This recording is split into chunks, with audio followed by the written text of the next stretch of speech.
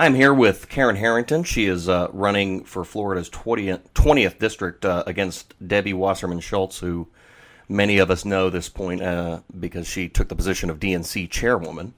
So I brought her on the show to ask a few questions. How are you doing today? I'm doing great, thanks. The first thing that I wanted to ask you about, you ran against Debbie in 2010. But, you know, she didn't get unseated, obviously. So I'm wondering, what is it that you think since then has changed that now gives you a better shot at grabbing her seat? Well, first of all, I was a first-time candidate, never been in public office before, so the first obstacle is building your name ID. And we really only campaigned for about 5 months after a highly contested primary. It really only left me 6 weeks to go against her. So we were very happy with the results of almost 40%. This time, we've gotten started with about a year and a half out, and we're really working hard to raise money. And I think the difference is she has become the DNC chair, and we consider her down here in South Florida a part-time congresswoman. If you can only imagine, she's out raising money for the president.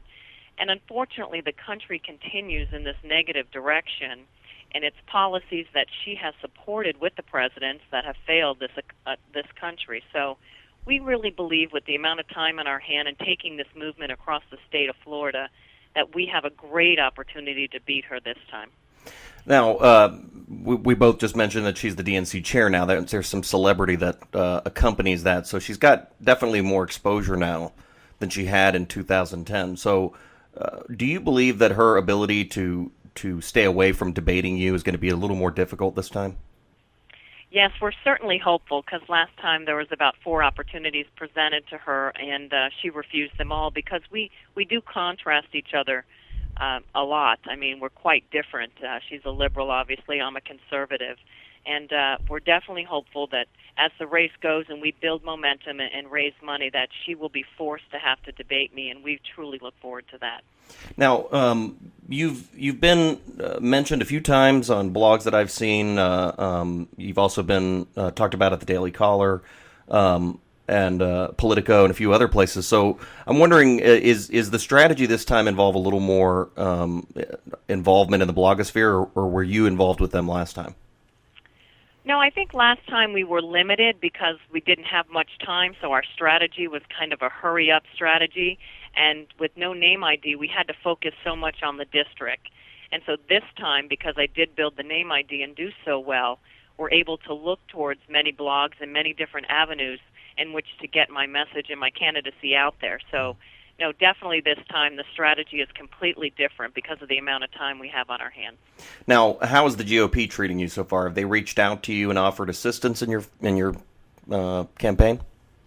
Well, funny that you should ask. We do have an appointment the middle of September. We did get a call from the NRCC, which I did visit them last year, but they were pretty honest with me. They gave me a half hour of their time and said, Karen, there's so many highly contested races of candidates that are a little bit closer than we feel you are. Mm-hmm. But if you go out there and do a good job and bring in good numbers, then we'll reach out to you. So they haven't gone back on their word, and they've already called us, contacted us, and we have an appointment next month. Now, regarding the numbers, is there any early polling that's been done to show what's happening between you and Debbie? No, not right now. I think it's way too early. We can just look at some of the national polls of 70% of Americans want new people in office. They're looking for business people, not career politicians, not the established candidate, not somebody who's going to follow party lines and just do things to advance their own political agenda. So I really think the sentiment and the mood of the country, 2010 was just a wake-up call. I think 2012 is definitely going to be a message from the American people. Now, the Tea Party is obviously still being talked about a lot. It was a big part of 2010. People believe it'll be a big part of 2012. Do you feel like your values are in line with the Tea Party? Yes. I mean, being a conservative, we both agree on several of the same issues. You know, smaller government, low taxes, keep our freedoms and our liberties, and secure our borders. So absolutely, my conservative Republican values fit, in line with the Tea Party movement. With that in mind, I know that your district, at least in the research that I've done, is pretty heavily Democrat. How do you plan for the Tea Party values to play in a district that leans Democrat? Well, I think there's a lot of disingenuous or disenfranchised, I should say, Democrats that aren't happy being Democrats anymore, because I think that party has split. They talk about the Republicans and the grassroots, trying to split us apart, but it's really the Democratic Party that is split. And I can tell you, all the doors I've knocked on, all the people that I've contacted both last year and this year, they're definitely moving away from their party, and they're agreeing more in line with the Tea Party movement. We do have a few new groups here that have developed recently, and in those groups, it's equally divided amongst Democrats, Republicans, and independents. So I think it's going to play a much stronger role in this county this time.